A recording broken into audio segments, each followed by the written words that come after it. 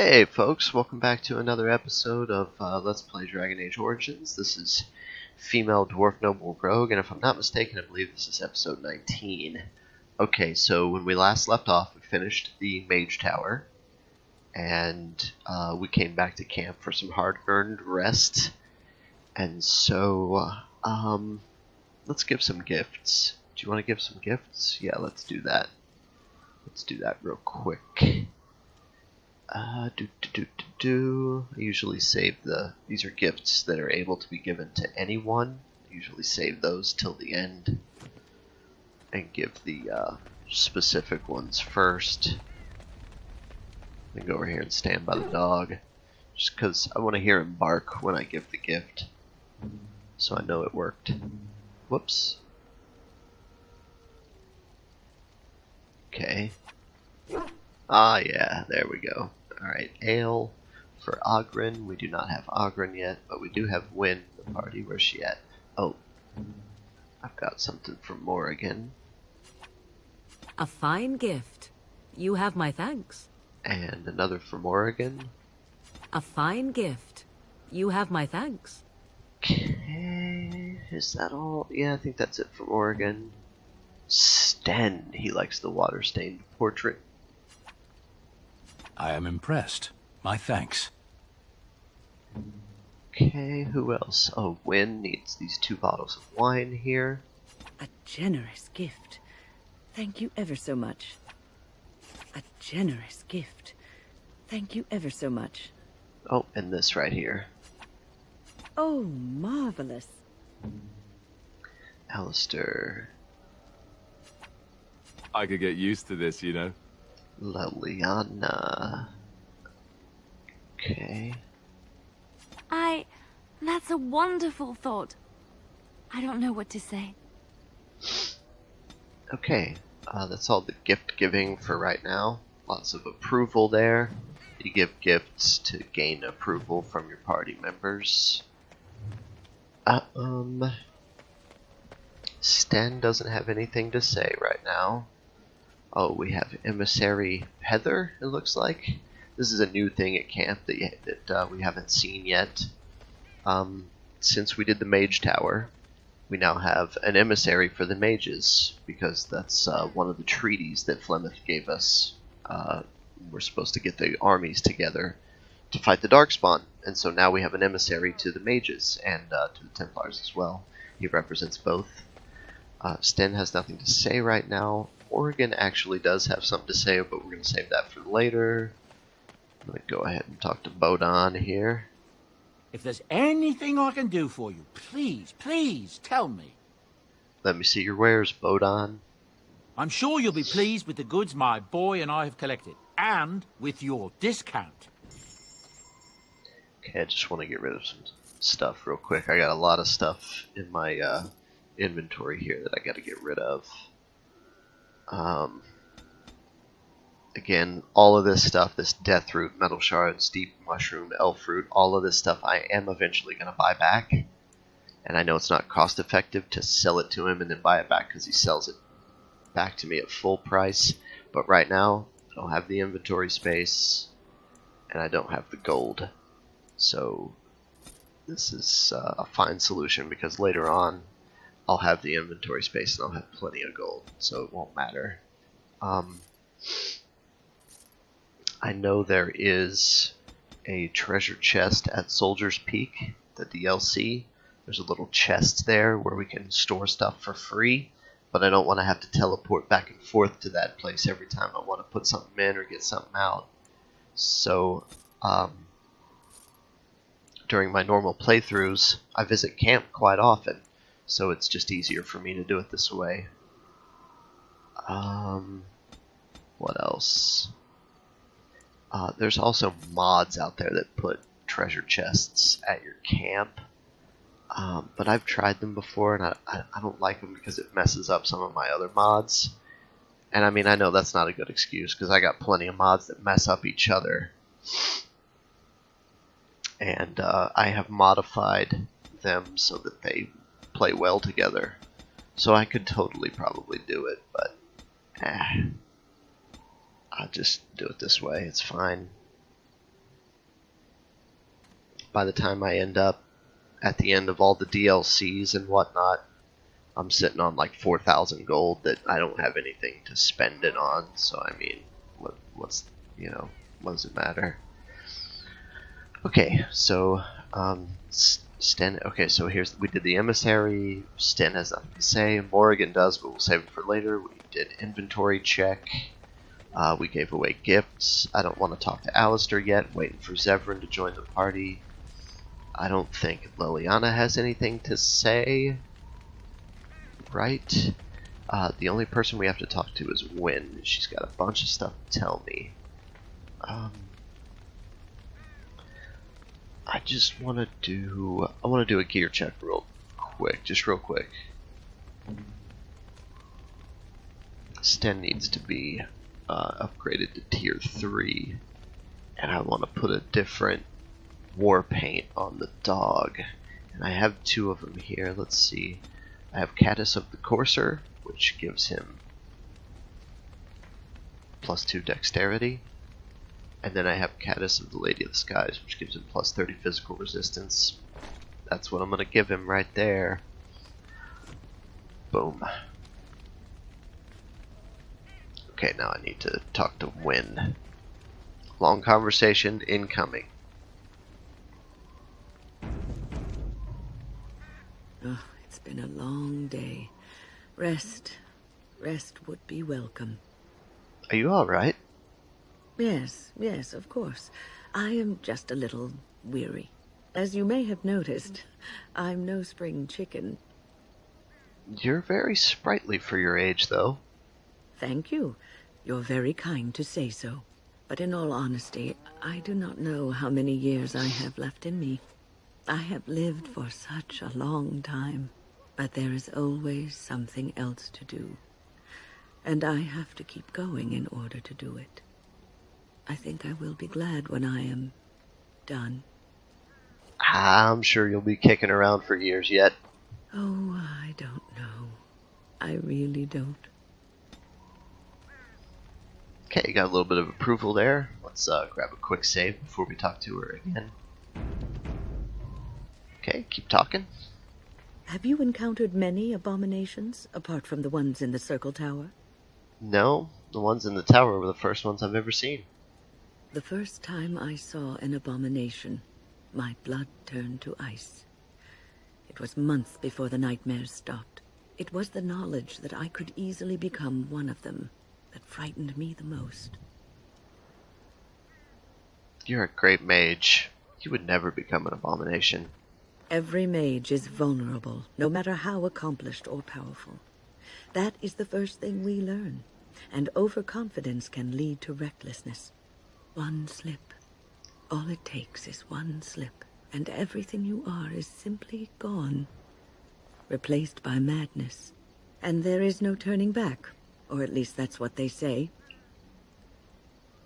You have doubts? Of late, I have begun to wonder if there is any way an abomination can be cured. Or if a mage could be so possessed and still retain their sanity, their humanity.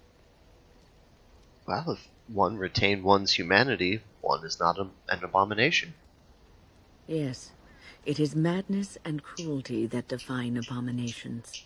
If those are lacking, if the mage remembers the person they truly are, then they are not an abomination.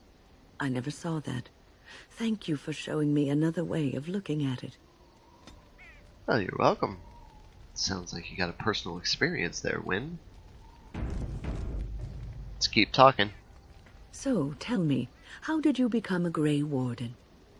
I was cast out to die in the deep roads, and I met Duncan. You survived the deep roads and the darkspawn that dwell there? Truly, you were born to be a Grey Warden. Yeah, born the esteemed child of King Indran, and now, nothing. No, not nothing. You are a Grey Warden, one of the last of the Ferelden Wardens. We depend on you now. Take heart, dear friend. You survived, even when you were not expected to. We do not know yet what lies in store for you, or the name you carry. It is not so bad, is it, being a Grey Warden?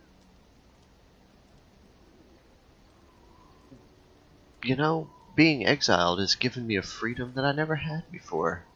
Sometimes it gives me comfort to think that everything will end up the way it's supposed to. That it will be all right. You were chosen. You survived the joining when others did not. Perhaps it was meant to be. A little bit more approval there. Let's hit a little quick save. Okay, gonna keep talking. I must ask, what does being a Grey Warden mean to you? It means I've been chosen to do something important. There's that, of course. But there's more to being a Grey Warden than killing Darkspawn and saving the world from the Blight. Ultimately, being a Grey Warden is about serving others. About serving all people, whether elves or dwarves or men. You mean to say that I serve as a protector? As a Grey Warden, you are a guardian of men, and you guard them because their continued existence is more important than you are. Thus it is you who serves, not they. I suppose that makes sense. A good king, a true king who cares for his land, uses his power to rule firmly but fairly. He serves his people first and foremost. The king who does not do this, who believes that he is entitled to his power, who abuses it and uses it for his own means, is a tyrant. Many kings are tyrants. And the country suffers for it. If you live apart from others, and your actions affect only you, then you may do as you wish. But if you have power, influence, and strength, your every action will be as a drop of water in a clear, still pond. The drop causes ripples, and ripples spread. Think of how far they will go, how wide they will become, how will they affect the pond. But I've lectured enough for today. I should stop before I wear out my welcome. Okay, a little bit more approval. Let's keep going. What's on your mind? Are you feeling better now? Oh, yes, and thank you for asking. I'm feeling much better today. Well, please let me know if there's anything I can do. Well, thank you for your kindness, my dear. It certainly warms these rickety old bones. You're not that old, Wynne. Alright, let's quick save again. And keep on talking. What's on your mind? I was just thinking about being a Grey Warden. Is something troubling you? Sometimes I wish I could go back to my old life. A Grey Warden should put aside the person that he used to be. It has shaped the person that he is, but he has become something greater. Grey Wardens have no titles. They owe no allegiance to a king or lord. They cannot serve one people. They must serve them all and protect them all. You are one of the 2 surviving Grey Wardens in Ferelden. You defend all of us, and much rests on your shoulders. It may not mean much to you, but thank you for having the courage to continue to fight. Well, I don't give up that easily. And that gives me hope. Cool. A little bit more approval there. Alright. Let's keep going. A little bit more conversation to be had here. Have you heard much about the Grey Wardens of old? I know that they soared through the skies on griffins. Griffins. Alas, that seems to be the only thing people remember from the tales. The mighty flying mounts that bore the Grey Wardens into battle. Well, I wish I had a griffin. Unfortunately, they've all passed back into the Maker's hand. So that wish will have to go unfulfilled. It was said that watching the Wardens ride in on their white griffins was enough to rouse a weary heart and put the dance back in the step of an old man. The Grey Wardens were powerful, feared and respected, but they also inspired the common people. I remember a tale that was told to me many years ago. Does the story have griffins in it? Maker's mercy, it's like talking to a child. So does it have griffins or not? Yes, there are griffins in this story. The blight had ravaged the land for months, and the armies of the great kings had amassed for one last stand. As the sun burst through the clouds that boiled and churned in the dark sky above, it illuminated a vast, seething horde of darkspawn, with the archdemon at its head. And it was then, when courage seemed to fail, and all lost to death and despair, that the Grey Wardens came. They arrived with the beating of wings like mighty war drums, and stood before the armies of men. Griffins? Yes, griffins. Now listen to the rest of the story. The Grey Wardens, grim and fearless, marched forth, ever between the men and the encroaching darkspawn. They formed a shield of their own bodies and held that line until the archdemon was dead, and the last darkspawn lay trampled in the dirt. And then, demanding neither reward nor recognition for their sacrifice, the Grey Wardens departed. When the clouds finally rolled back, and the sun shone full upon the blighted ground, the great kings knew that they had lost no men, and none of their blood had been spilled. Ah, this is one of these situations where there's an extra dialogue option because you have a high cunning, so I'm going to choose that one. It's one of the perks being a persuasive rogue. Okay, so she just said what she said, and my choice is, this story isn't about a specific battle, is it? You are observant. This is a tale about no battle the Grey Wardens have fought, and yet about them all. They have always defended us from the Darkspawn, taking losses so we do not have to. People may have forgotten over the centuries, but nothing has changed. This knowledge has been blessing and burden to Grey Wardens past, and now it shall be your blessing and your burden. A little bit more approval there. Keep talking. What's on your mind? As a Grey Warden, I'll never lead a normal life, will I? No, you won't. Well, I already knew the answer to that. I don't know why I asked. Because you were not looking for the answer, but for someone to tell you that in spite of it, you'll be all right. You wonder sometimes, don't you? If your life would be better if you weren't who you are. It's on my mind constantly. When I was a young woman in the tower, I came to the realization that the circle would be my life, and I would know no other. Family, love, a simple life. These were things that others took for granted, that I would never have. Grass is always greener on the other side. It made me very moody. All I could think of was being trapped in that tower with no way out and no end in sight. I started hating my life and myself, and one night I found myself in the tower's chapel. I was seeking refuge, maybe answers. Did you find anything? I must have looked tearful or made some noise, because the revered mother came out and decided to speak to me. And because I had no one else to talk to, I talked to her.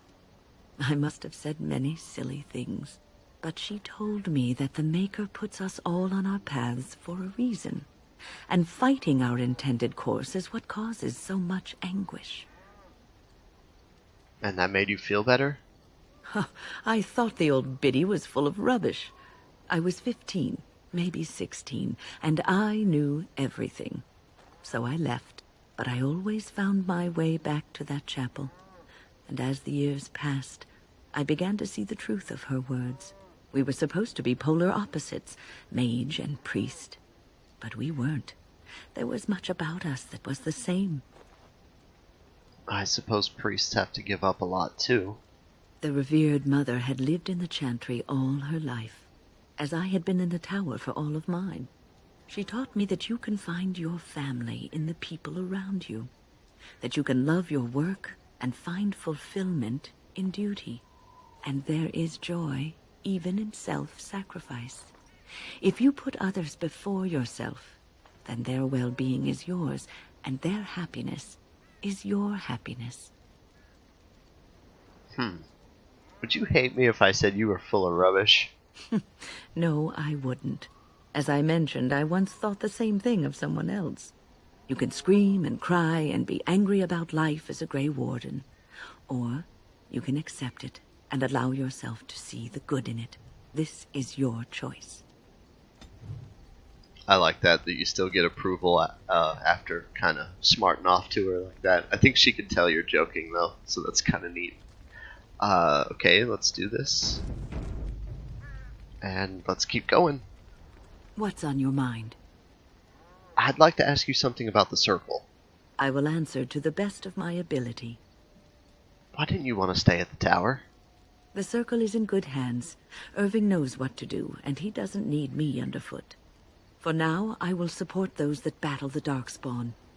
I do feel I left things unfinished in Ostagar.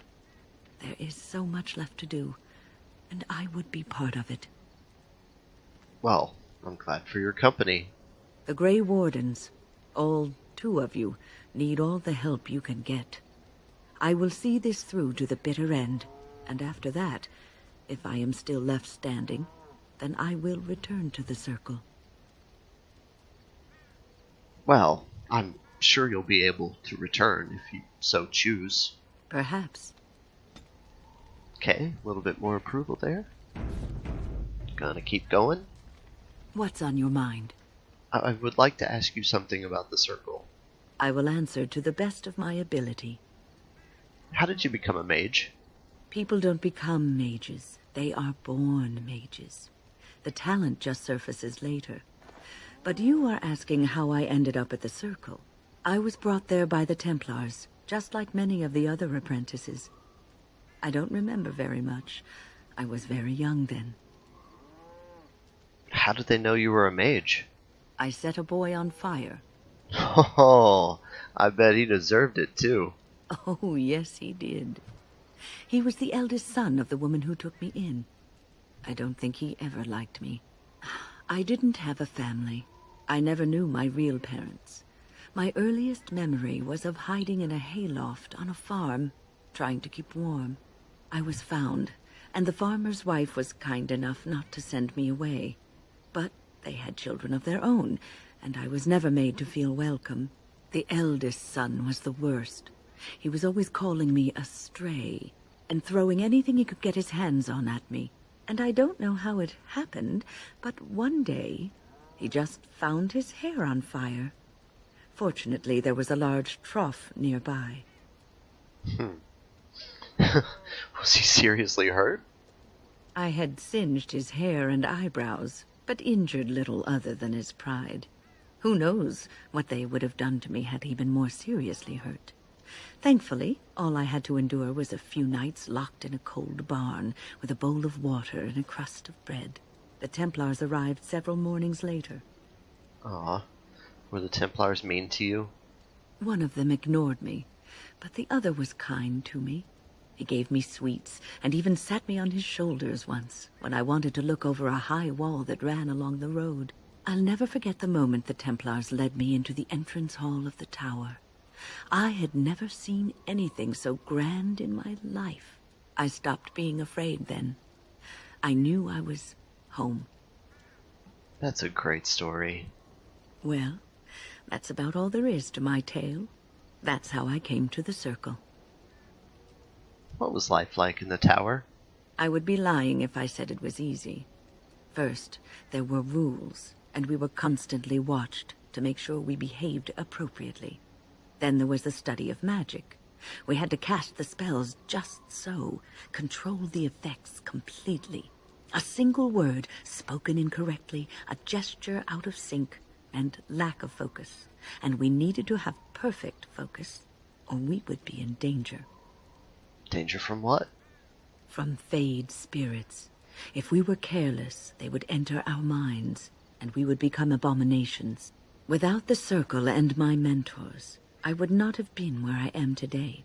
And there was joy in life at the circle. The joys of fellowship, in knowing that you were not alone in your struggles.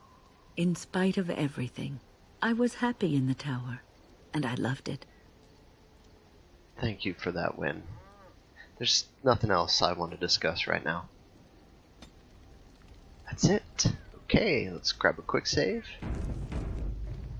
Okay, so that takes care of conversations with Wynne. I just wanted to go ahead and use the upgrade wand on Sten here. He should be I shall. in tier 3, and he's in tier 3 now, so that's the upgrade wand. That's a mod that I use. And let me think, is there anything else I need to do? Nope. I don't think so. So let's go to bed. Of course. Invite Bark Spawn.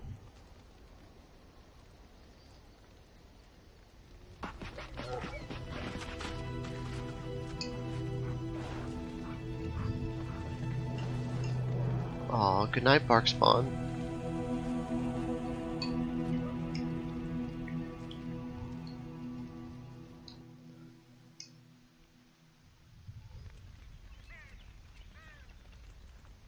Ah, okay, so it's morning time now. And what are we gonna do here? We're gonna head... Okay, let's just grab a quick save here. And let's move out.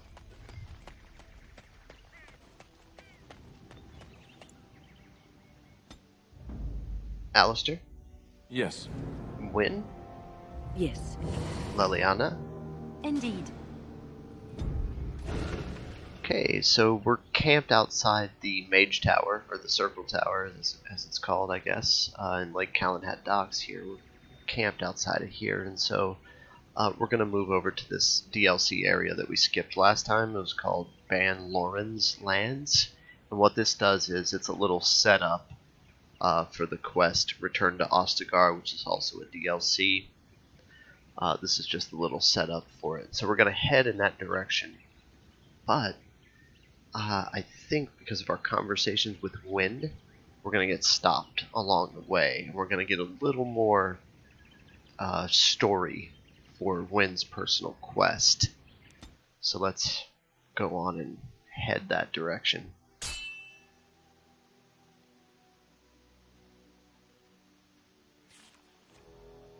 Ah.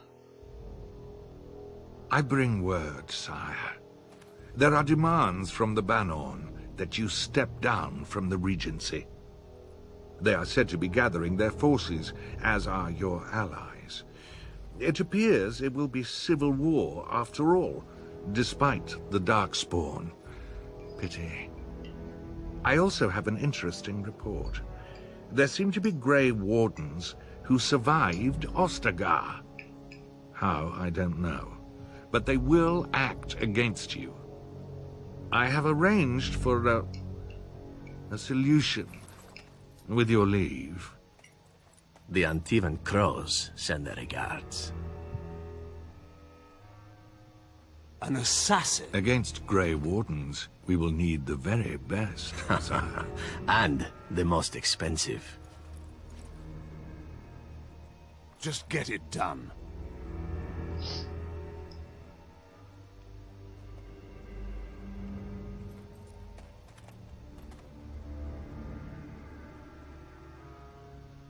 Okay, so that's a little introduction of Zevran there. Clearly, he has been hired by Arl Hal and Loghain to assassinate the two remaining Grey Wardens. That would be Alistair and myself. And so here we are in this encounter here. I'm going to let my party run up the left side, I think. And I'm going to run over here and grab these. There's some traps over here. See there? That's a trap. I will watch out where I use. I like to go ahead, Be careful! get these traps taken care of. You should run while you can. Because, I mean, you get experience for them. As you desire. And if one of your party members gets stuck in a trap, you don't get XP for it. So, alright, now I'm going to head up here and help my colleagues who are getting into some trouble here.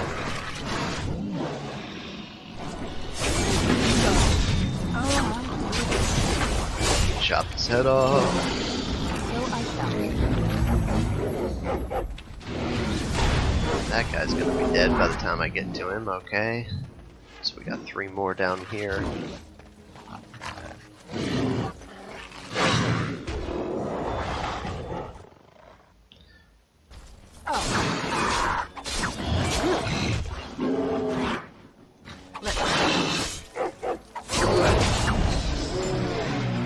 Okay, so that takes care of that little fight.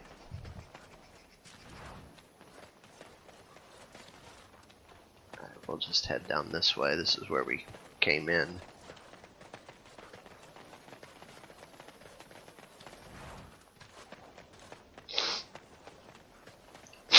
Sorry about that. I got a little bit of a stuffy nose this morning. I apologize. I know that's annoying.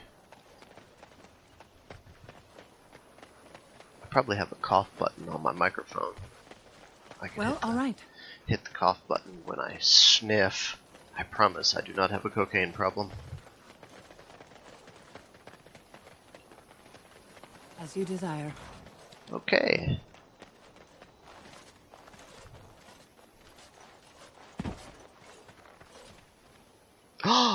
Wynne! I fell. Are you alright? For a moment there, I thought it was all over. You thought what was over? Everything. I will explain everything when we are back at camp. Now is not the time. Okay. I guess let's head on to Van Loren's lands then. Let's grab a quick save here. Then we'll head to Van Loren's lands. We got interrupted on our way there, so we're almost there. So here we go.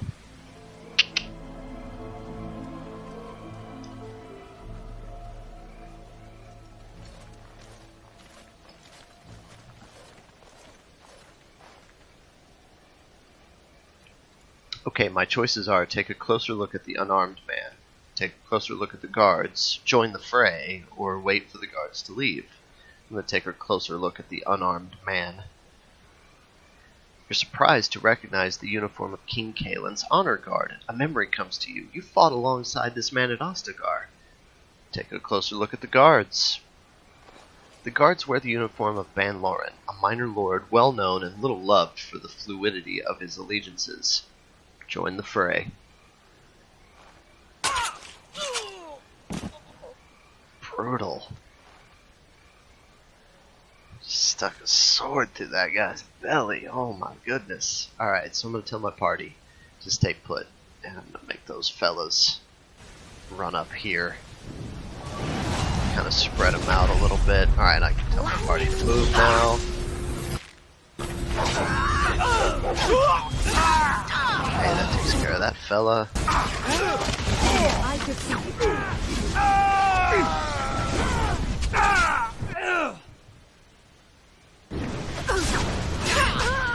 Oh, chopped his head off. We really mowed those guys down. It says up close the man's face is unmistakable. You remember him as Elric Moraine, a member of Kaelin's honor guard at Ostagar, and close confidant of the king.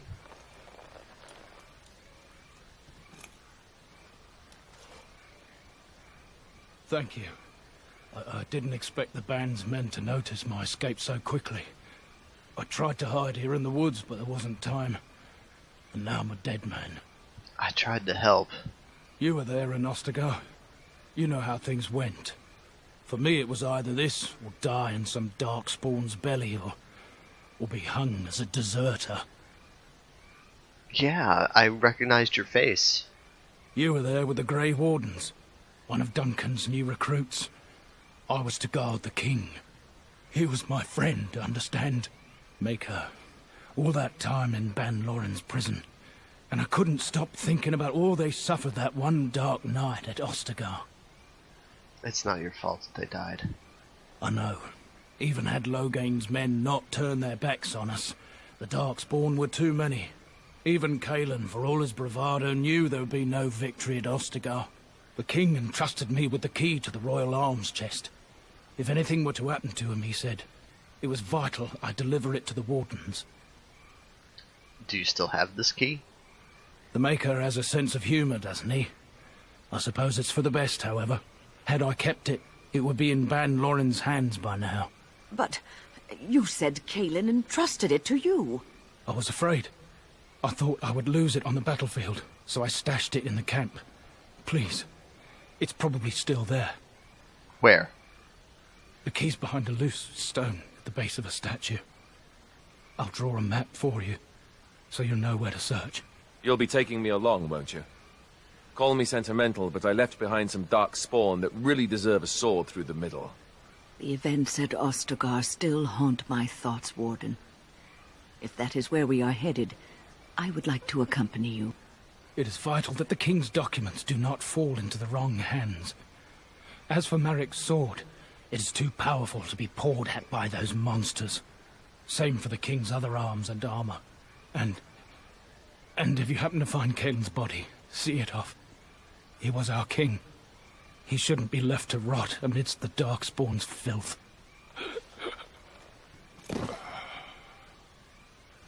Oh, no! Okay, well that sets that all up. Let's head back up here and collect our elf root. And other things. Yep, more elf root. I think this is the way we came in. And we got a death root here. Well, all right. And another death root here. Lovely. And that's it.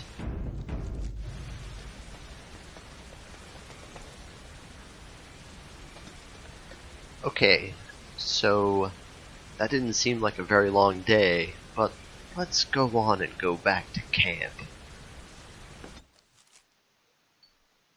I think I owe you an explanation for what happened earlier.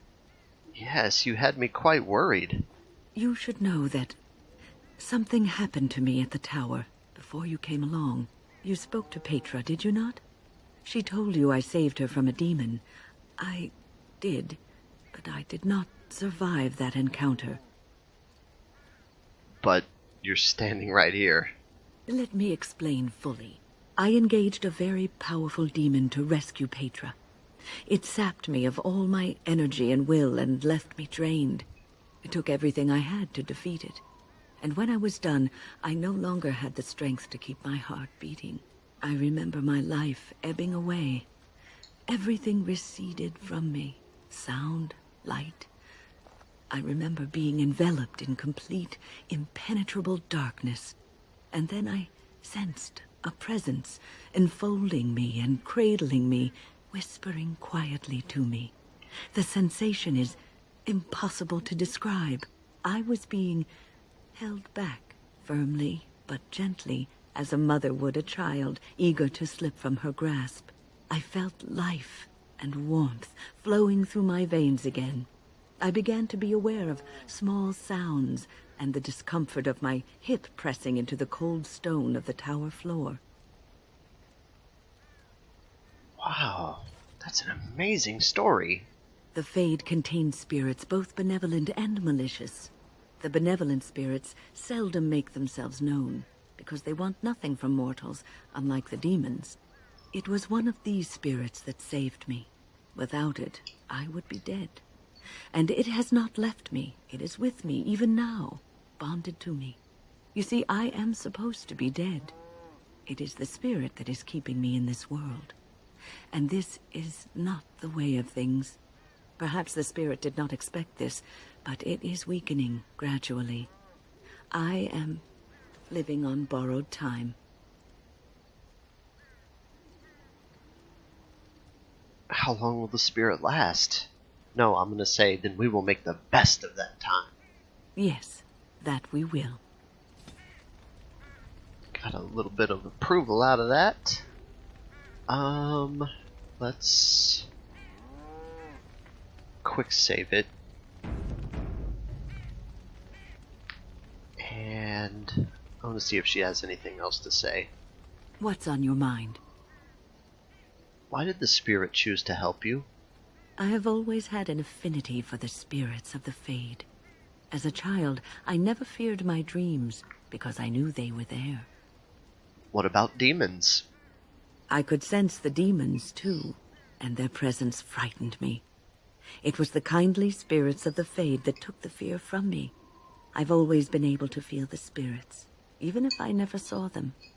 And as I nurtured my talent in the circle, I became more sensitive. I began to notice every time I was in the Fade, whether it was in a dream or in magical practice, that I was being watched. Are you sure it wasn't evil? It did not feel evil. I never feared it. In fact, it infused me with soft, strange warmth I never felt before. Sometimes I would see it, a glowing, nebulous form. Most times I would just feel its presence, gentle and comforting, but somehow alien. I think it is a spirit of faith. They have never been seen before, and perhaps I am wrong. But something tells me I'm not. It always felt like the same entity. This one spirit was curious about me, and was guarding me, for want of a better word. You mean it protected you? There were times when I was in the Fade that it seemed to stretch forth to shield me, keeping me safe. And I think it gave me strength in my most terrible battles, Ostagar being one of them. And also in your fight with Petra's demon. I don't know why I was chosen. Perhaps it knew that there was something more that lay in store for me. I like to think that I was given a rare chance, and I'm going to make the best of the time so generously given to me. I'm glad you think traveling with me is worthy of your time. I will not lie motionless in a bed with coverlets up to my chin, waiting for death to claim me. That is not the death for me. And so I will fight alongside the Grey Warden, and help prepare her for the task that is yet before her. So you had better listen to me, because I swear, if I should fall before the end and you don't seem to be doing things properly, I'll get up again to give you a good finger-wagging. I'll hold you to that promise. You know, I think you'll be all right, even without my help. Aw. Okay, let's quick save. Let's see if she has anything more to say. What's on your mind? Is there something we can do to cure you? Cure me? What, am I sick now? I guess death isn't an illness, is it? Even you know that you cannot cure the dead. And I'm not the only one dying. You are too. I'm just more efficient about it. Ah, child, your concern is heartwarming. But death comes to everyone, and it is not something to fear.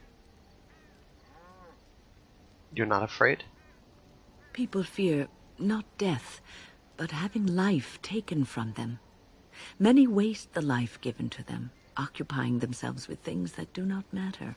When the end comes, they say they did not have time enough to spend with loved ones, to fulfill dreams, to go on adventures they only talked about. But why should you fear death if you are happy with the life you have led? If you can look back on everything and say, yes, I am content. It is enough. Are you content?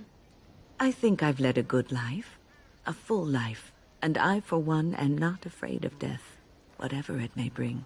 They say that when you die, your spirit travels through the Fade and returns to the Maker. And after that, we'll see, won't we? I guess so. Oh, I didn't get any approval for that? Okay, so that particular, just that little conversation there about curing her and her, death is not an illness and all that, evidently you can't get any approval out of that conversation at all, no matter what you say. So we're just gonna continue on here. We have one more thing to ask her, and that finally triggers her personal quest, I think. Let's give it a shot here. What's on your mind? Do you have any regrets at all? I try not to dwell too much on the mistakes of my past, of which there are many. I would go quite mad if I did that. But I do have one regret. The greatest misstep of my life, made even more grave because it had dire consequences for someone else. Tell me, it might make you feel better. Years ago, I was assigned as mentor to a lad, Anarin. He was my first apprentice. Anarin was an elf, raised in one of the elven alienages, and he was very mistrustful of humans, especially humans in authority. But mages treat elves and humans alike. All he knew of the humans was what he had seen in the alienage. He was very wary of us. What Anarin needed was time. Time to get used to his new home. Time to emerge from his shell, so we could build a rapport. I gave him no such time. I was young and arrogant. He is a mage, I thought. He needs to grow up and act like one. I expected too much from him, too quickly. I gave no consideration to his origin or his feelings, and he retreated further from me. All I could think of was how stubborn he was, how he was throwing away all his talent and his potential, just to be difficult. And what did he think of you? Oh, I dread to think. I was a harsh taskmistress. He might have thought I was a demon in disguise. You cannot plant crops in the cold, wintry ground. You cannot teach a student who is closed off and unresponsive. Patience is what is needed, and I learned that too late to help him. What happened to Anarin? Anarin ran away from the circle one night. I had berated him over some trivial, ridiculous matter that I no longer remember.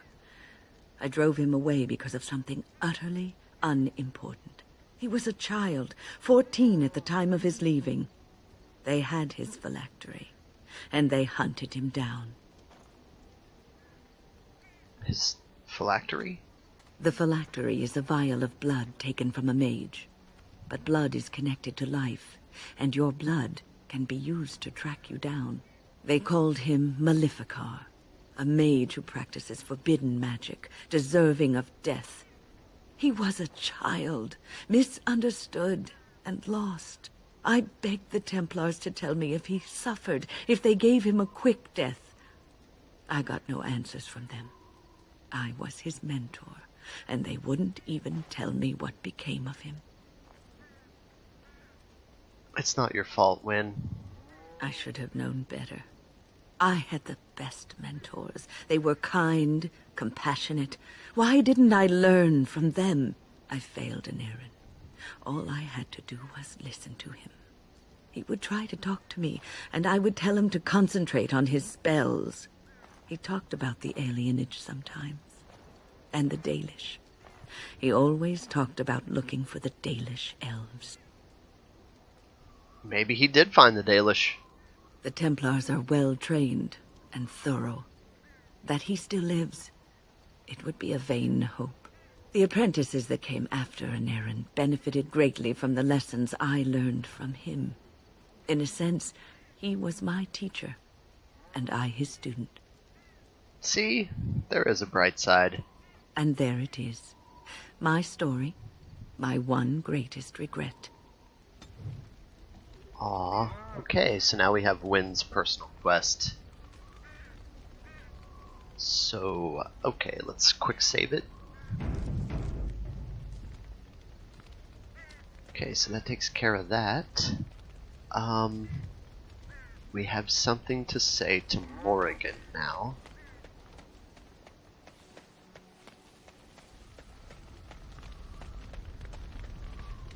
I have a thought. Oh? What's on your mind? We have an opportunity that I believe we should take advantage of. To the point. My mother was once divested of a particular grimoire by a most annoying Templar hunter. It occurred long before I was born, but even today, Flemeth speaks of the loss with great rage.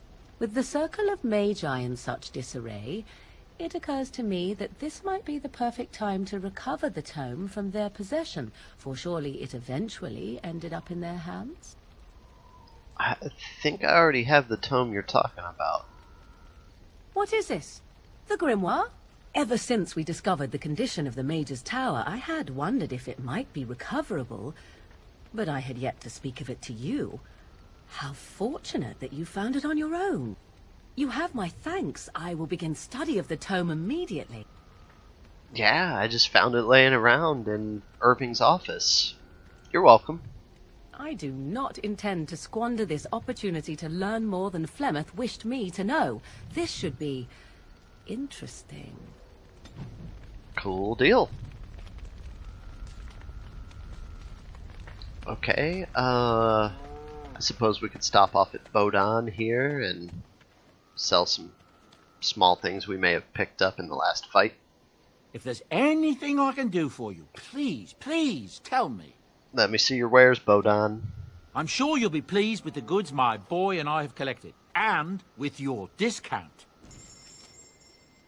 Okay, yeah, we picked up a few things we can sell off here. Just a few things. A couple of weapons we don't need. Okay, doing good. Those are good. Okay, that's it.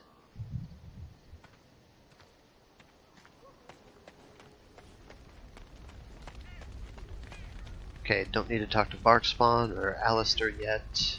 We don't need to talk to Leliana. We're done talking to Wynne. We got that all squared away. Sten has nothing to say. That's it, folks. I'm going to grab a quick save. And I'm going to go to bed. As you desire. Invite Barkspawn. My trusty hound.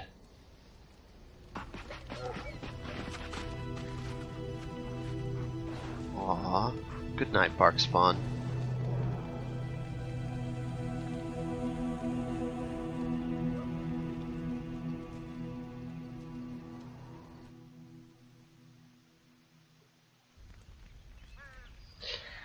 Okay, you know what, folks? This looks like a great place to hard save it. I'm thinking this is a great place to hard save it. So let's grab a hard save here. Hard save at camp. And as always, thanks for watching. See you next time, folks.